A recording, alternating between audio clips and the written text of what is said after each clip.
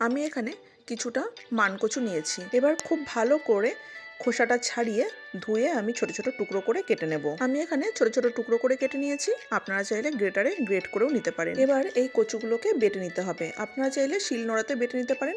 আমি একটি mixing jar নিয়েছি, তার মধ্যে এবার কচুগুলো দিয়ে দিচ্ছি। এর মধ্যে দিয়ে দেব 4টে বড় কাঁচা লঙ্কা, ঝালটা আপনারা আপনাদের স্বাদ অনুযায়ী দেবেন। আর দেব 3 চামচ নারকেল কোড়া, 1 চামচ কালো সর্ষে, স্বাদ অনুযায়ী লবণ, আর দিয়ে দেবো সামান্য একটু চিনি। তারপরে খুব ভালো করে একটা মিহি পেস্ট তৈরি করে নেব। যারা ধনেপাতা খেতে ভালোবাসেন আপনারা চাইলে এর মধ্যে ধনেপাতাও ব্যবহার করতে পারেন। সব কিছু একসঙ্গে বেটে নিলেই কিন্তু কচু বাটা একদম রেডি। ওপর থেকে এবার কিছুটা সর্ষের তেল দিয়ে দিচ্ছি, আর গার্নিশিংয়ের জন্য একটি কাঁচা লঙ্কা দিয়ে দিলাম। গরম গরম ভাতের সঙ্গে এরকম কচু বাটা হলে তো খাওয়াটা একদম জমে যাবে। রেসিপিটি ভালো লাগলে লাইক, শেয়ার, কমেন্ট আর সাবস্ক্রাইব করতে ভুলবেন না।